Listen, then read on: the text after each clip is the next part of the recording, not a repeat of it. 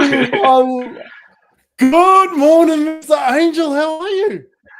Good, Mr. Carson. How are you? I am amazing, and we're going to see how you go with the audio. If we have to change a little bit, we'll have a play with it during it because this is live. This is what we do, and I should have said come in with a microphone, but I didn't. so welcome today to another episode of the Good Man Project, and this is becoming something for me that is really important because there's so many good men in our community, and to have an opportunity to get to know a little bit about them and to be a part of a conversation that I know fills my heart is something really important. So today I'm looking forward to introducing everybody to you, Steve, because you're a man that I love having a conversation with. You're a man that you and I dive into deeper conversations and support each other through that and through the dialogue. But more than that, you're somebody I love with all my heart because we have these conversations and we step into discomfort. So before I could just keep talking, but I won't today because I actually want to hear from you. Who is Steve Angel? Okay, so Steve Angel, basic level, is a human trying to do his best. He's married. Been married for over 24 years. I work as a spiritual counsellor. I also run a men's group. I have a podcast called Men with Spirit. As you know, I've been working in this space for about 5 years now. And I'm somebody who really is just constantly looking for more knowledge, more information, more ways of just living more purposefully in my life. Yeah, I love it. And I think that's what I love most about you. I'm actually going to ask you to turn your earpods off and try and use the inbuilt microphone, if that's all right. Sure, let me just to see how that goes. Now. While we're there, if people could just give us a thumbs up that actually sounds better. Now, Steve is a part of an awesome opportunity that we're going to be running on Friday the 13th of June, where in collaboration with the Frankston Business Collective, Hotel Lona, and the Business of Smiles, it's Men's Health Week. And we're having what is going to be an amazing conversation with men who lead with their heart. Share us a little bit about how you lead with your heart, Steve. What was that? How do I lead with my heart? Why leading with your heart is so important. I think it's something that I've learned and I'm constantly learning. And I think when we lead with our heart, we kind of lead with probably the truest expression of who we are. I think when we lead with our head, which is generally where we tend to go to, we're more concerned about a position that we have. We're more concerned about the way that we come across to other people. We're more concerned about what other people think of us. We're more concerned about fitting into other people's expectations. And so we generally end up being somewhere being someone we don't really want to be. But that's why I think leading with our heart is so important, because if we do, we're most connected with who really we are. I love this, right? Because this is the magic. How did this become important to you? Well, for me, it became important because of several events that happened in my life where, when like the universe will come around and just smack you across the head a couple of times, whether, it was through illness for me. And then it was also through situations that I got myself into where I had just realized I was just so off track. Like one of them had to do with a job that I was in. I became very unhappy about. I felt I had lost a lot of confidence, a lot of self-esteem. I didn't have much value in myself. And within that as well, I also got sick. I was sick like 3 significant times in my life with very significant illnesses. And each time, when I look back, I can go, oh, that was just like a correction. It was just like, get out of what you're doing. You're not being yourself. You're way too stressed. You're way too anxious. This can't be right. This can't be the path you're supposed to be on. And then I would get this illness. So I got to this point, I think, because eventually it had to stop. That's what I had to do. It had to stop. And then I had to just find some courage to do different things than I was doing. Oh, I like that. Leading into my favourite word, courage. Just a quick shout out to Luke Walk. G'day, mate. How are you? Glad to see you on here, Luke, because you're going to learn a bit listening to this conversation from a great man. Courage to actually step into that. Now, I don't know about you. I'm pretty confident I know the answer to this. However, I'm going to share my little experience. I didn't exactly choose this work. It wasn't something that I had on my radar to support the hearts of men. I'm a still fixer by trade. I was in construction, like a very, very physically demanding job that didn't allow me the time or the bandwidth to be able to sit in these sort of conversations. However, I'm so grateful that life beat the hell out of me to get me here. So I'm going to dive into that with you because I feel like that's a similar journey to you. It is. Let's just say by trade, I've been self-employed in terms of working for myself. I had a business that I ran with my wife for many years, and then I spent about 18 years in the entertainment and events industry. So, this wasn't on my radar. Though, if I have to be completely honest, I knew at some point that I wanted to do more work in a field where I felt more connected with somebody. I knew that was going to come. Originally, as a child, I thought I was going to be a teacher, but that didn't really work out for me. And there's a really good example. I thought I'd be a teacher. I thought I would do something like that, but then I let my head and my parents' voices go into my head and head me down the path of marketing when I left high school to go to university. And then I just started to go off path there. So whilst I know that had something to do with where I am now, you can see where making those choices for other people will lead you somewhere you don't want to end up. So like I didn't plan to do this, didn't plan to work with men, I didn't plan to do men's groups, but I think the work that I was doing and a lot of this is really based on knowledge and experience that I've had with being spiritual, where I'm a student of, and so I do a lot of work on spirituality. It's very important to me because it's kind of how I find my way of getting back to who I am. And I think through that work and then seeing how that work has transformed me and how it made me feel really good and made me feel more confident in myself, I realized that I'm not the only one. And when I would speak to other men, I would see very similar kind of pattern. We all have very similar kind of conditioning as men. And then an opportunity came up during COVID to start a group with the co-founder of Men with Spirit, which was Peter Anthony. And that's sort of where it's been now. And, I get to meet you, which I think I actually met you before that anyway. We've had that conversation. I met you before that. And little did I know that conversation would end up, all these years later. Yeah, I'm so grateful for that conversation. I'm so grateful that we actually had the opportunity to touch hearts at Toastmasters. But yeah, there's something there that I want to grab, right? Because spirituality, right? I'll admit, when I first saw and heard of Sphinx, I'm like, it's a cult. It's a cult. What are they doing in there?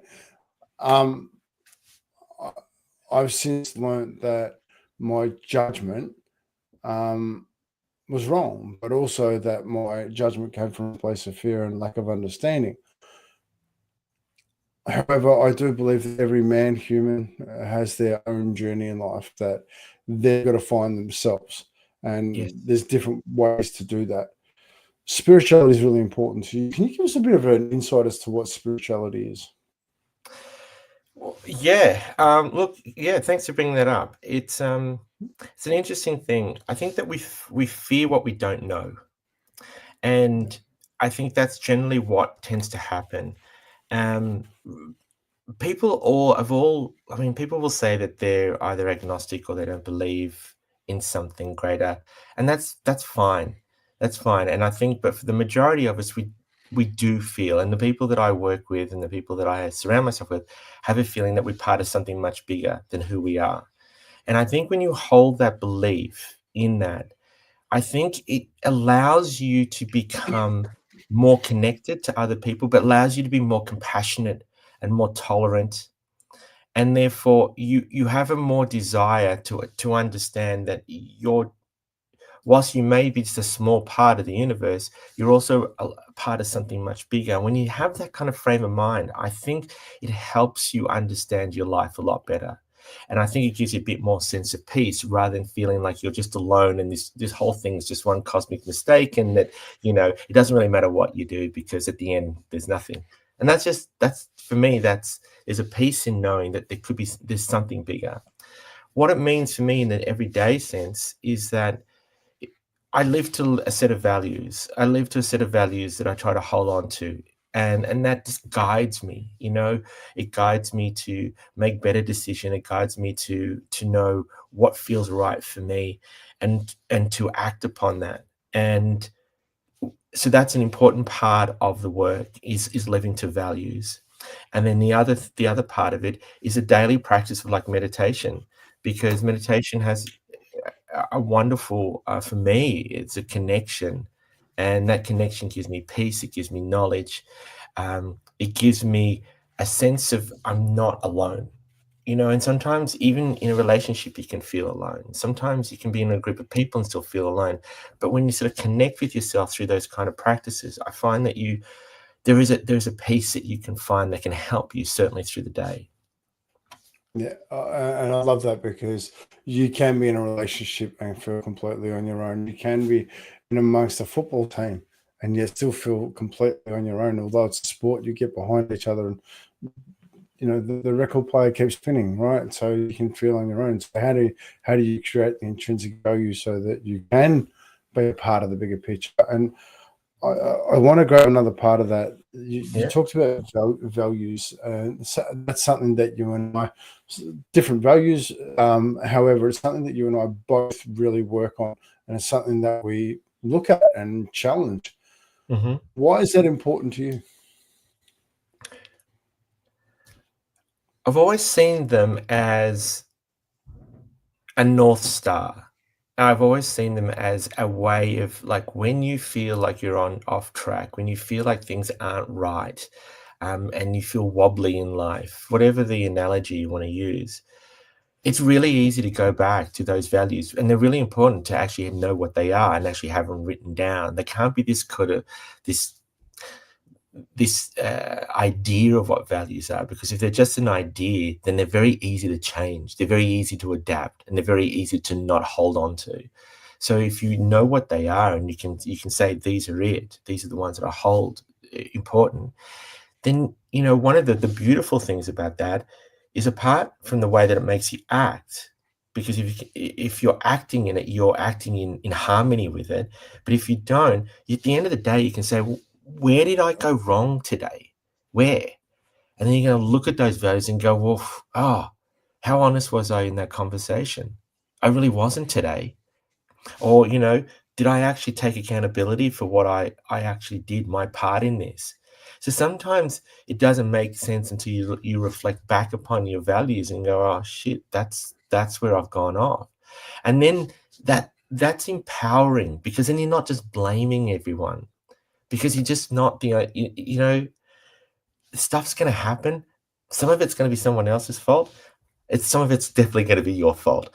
It's going to be your accountability. And so if you can do that, you get a sense of peace. You get an understanding. And I think that's courageous. I think that's very courageous to do, and which a lot of us avoid doing. Yeah, and I love that, right? Because I think true courage is taking the opportunity to be responsible. And for me, responsible, I am able to choose my response. So having your North Star and your values, that check-in, like it's not necessarily you've done this wrong or you failed or something like that. It's more of a, okay, this happened today. Yes. I had that feeling I was uncomfortable, right? And I just can't pinpoint it. Go back to my values. That's why. That's right. It. And it's a very good place to start. Yeah, 100%. So I'm going to share mine. Trust, respect, and love equal action. I trust that I'm only ever given a situation I can handle. Am I trusted in this moment? Yes or no? Yes, move through. No, leave it. Respect, am I respecting myself my family and my community with this action? Yes, move forward. No, leave it alone. Love. Am I coming from love or fear? If I'm coming from fear, I need to leave it alone because it's not something that's in alignment with my values. But I've got to find out why I don't trust that. I've got to understand that fear and then make a choice whether or not I go back through it. But if I'm coming from love, my version of love, acceptance, understanding, appreciation, then I need to create an action because I'm in complete alignment with my values. That's the magic that I bring forward with my values and how much they hold me in great stead of making sure that I have growth, opportunity, but I live congruently to who I am. Now, it doesn't mean I get it right. No, It's just my North Star, right? Yes. And so, and I like the fact that you mentioned action. I think that's really important. And I think that can be often the missing ingredient with many people in I've got this part and I've got this part, but the action part, the following through, the reflection, the pondering, okay, what do I do now differently? How do I make a different choice? Yeah. And that's like, I love that, right? Life is this amazing opportunity to learn and grow. Mm-hmm. If we're responsible, we can. Yeah. Right. And to have an external blame or something else happen, then you can't change that. What's my part in this? Well, it's disempowering, isn't it, Scott? If you're 100%. always blaming, then you're disempowered. Therefore, you're saying to yourself, I have no control anywhere in my life because it's happening to me. So something I want to grab there, right? Because this is, and I think you'll really love and appreciate this. We're not kind of people that go, you're blaming, you're all wrong. Are you aware you're doing this? Because I used to do that. It used to be all external, right? And I had to learn the value of responsibility and how much that's improved my life. So I really encourage people to look at things and go, blame. Don't take it hard. Just look at it and go, great. Okay, so how can I take responsibility? I think that's the magic that is the conversations that we have. So I'm going to digress a little bit. I'm going to be conscious of time. Okay. Especially considering we're going to have what are you looking forward to with the Franks of Business Collective and our men's health conversation? I think any opportunity for us to have very honest conversations is a really good opportunity. And I like the fact that the panel you've put together, I have very strong faith and belief that they will just speak very honestly. And I think that's what's needed more than anything in these conversations with men is less skirting around issues and actually really talking to men directly and honestly and really just looking them in the eye and saying, let's look at this behavior. Let's look at what we could do better. We have that opportunity to do that. So that's what I'm looking forward to. Yeah, I love it. Because in reality, I thought, okay, we're going to have a panel. We're going to bring good men together to do it. And there wasn't an option that you weren't going to be there, right? It was just like, Steve Angel, my man, that we have heartfelt conversations. So this is the Good Men Project, right? And I consider you a great man. I think I'm sure your flaws are equal to many, but I consider you a good man because we walk this journey together. But I'm going to ask you, what's a good man to you? I've been thinking a lot about this because I do feel like there's two parts to answer that question. And the first part is it's a good man just needs to be a good person. And if they can lose the frame of just what should I be like as a man, and if we can help that and just say, okay, so can you focus on being the best person you can be, irrespective of you being a man, then that's a great place to start. The second part of that is how to be a good man is I believe it's just it comes back to what I said before, is the courage to be yourself, and in whatever shape or form that is. Like you and I are different flavors to one another. we did the same, but it's different. And that's the thing. And if more men were just more willing to say, hey, I'm okay in my skin, I'm all right with who I am, you know, that person within me, if I can bring that part of me out, then that, I think, is what a good man is. And a man that's willing to take a lot of accountability, willing to learn, willing to understand that they don't know everything, and willing to see himself as equal with others, regardless, I think is a good man. Yeah, I love that. I love that because it's a good human, right? What does it mean to be a good human? What does it mean to be a good human? I love that, right? What's the best version of you? How do you show up? But I think in that, I like to discover what it means to be a good man, because I think in a way we've lost that opportunity in the aspect of freedom of discussion, right? And I know that one of the things that we would work through in Smiles for Life is just having a discussion, having a very uncomfortable discussion. And it's very uncomfortable to sit there and just try and explore who you are. But that's the magic, right? Yes. That is the magic. So go. No, you're right. You're right. And I think that's where a lot of avoidance happens, is in the uncomfortable. And we, particularly as men, are just not comfortable in the discomfort of emotions. Give us something else where we can use our brain or we can use our strength, and we will find a way through it. But in the feelings, those uncomfortable feelings it's not a place you want to sit. But that's where the true growth is. That's where your good men will come from, those that are willing to sit in the discomfort of it. And the thing is that, like, everything passes. This is the reality, is that whilst it might feel uncomfortable right now, it won't be uncomfortable forever. You will move through it. Yeah, and the speed of change at the moment is ridiculous. Like, do you remember when Volkswagen had their they had the emissions problem with their diesel car, right? They sat down with all the experts from around the world, and they've gone, right, this is a big thing that could cost our company mega. Like, it may even cost us everything. What's the one best thing that we can do? Mm-hmm. Their advice from the top people: do nothing. 3 months, pull all your advertising, just go quiet for 3 months.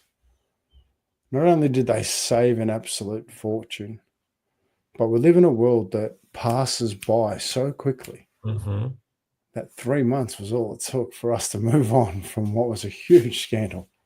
Mm-hmm. So why was that important for you? What did you learn from that?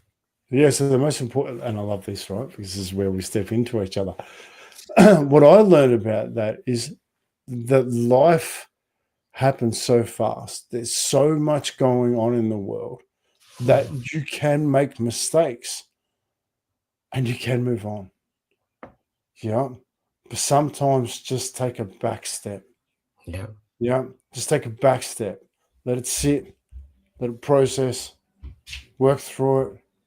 This is what we can do, rather than rush in and make more mistakes. Correct. Yeah. And that's the time for reflection. That's the Yeah. time that you need to spend. And that is valuable time. That's the pondering, the reflection, the meditation, whatever it is that you do, where you take a step back and you think, okay, let me just look at this. Let me look at this. Let me feel this. Let me understand what's happened. And then what do I do? But you can't keep making it in a state of stress. You can't keep operating under stress and duress and this high anxiety and think that you're going to make good decisions. You just can't. There's no clarity in your mind. There's no peace.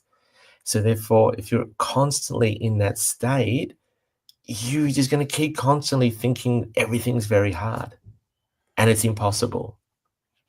I love that, because that leads into my next part, right? You and I both create space for men to explore life and what's going on. Mm-hmm. How important is that? Oh, I can't tell you. I think when you know what it's like, you run groups, so you've seen this firsthand many times. When men come together in a group, and I'm talking in a group that we would sort of facilitate, not in a group of men just having a drink or playing sport or something, and you give them permission to put all of their personas aside and to sit inside a room and then to start to listen to other men who are sharing honestly and quite deeply, something shifts in those men. It all of a sudden, a couple of things happen. One is they realize, shit, what's happening to me is not unique. That's the first thing. I'm not alone, and that's a big thing to go, because we all usually internalize all of our problems and think it's just us. No one else is going through it. And then the other thing is it gives us perspective on our life, and we start to think, okay, well, this guy's gone through something similar. That's how he's gone through it, and that's what he's dealing with. And we connect differently. And, it's interesting over the time that I've been doing it, the amount of men that say, I'm not comfortable. I didn't think I'd be comfortable being able to share in a group with a group of men. And that really is still a distressing comment that I hear from men. And I get it. When I was younger, it's very much the same. I think there's a distrust of being with other men. It doesn't ever feel safe because you can't just be yourself. Anything that you feel may differentiate you from that group will be seen as a weakness or a form of it could be a form of attack. And so that is a really big part of bringing men together in these spaces, is because we should be safe with one another. We should be able to talk to one another. Your partner can't always be the only person you speak to, and that connection. So we don't see us and men as a group of men as separate, and if we start to see ourselves as a collective, as a group, as a community, then we might actually do better things together. I love that, because that ideology of the collective is so important. It's so important for us to have a community around us that gives us these opportunities, right? And that's for me, I was actually sit with other men. I know that I'm not the smartest man there, but I learned so much from listening. Just hearing men, like it gives me an education. I don't have to experience or buy, because I've been able to live it with them as they share that experience. And being present, actually there with people, you get to hear the tone of voice, the expression on the face, and they're all the little micro mirrors that we actually need in life to make our own judgment about the decisions we can make. So yeah. I'm a little bit conscious of time, and like you and I could talk for weeks, I think, just about life. But I really want to drop everybody with a nugget, right? If you had to give me one bit of advice for life, what would it be? Wow, one bit of life. One advice for life.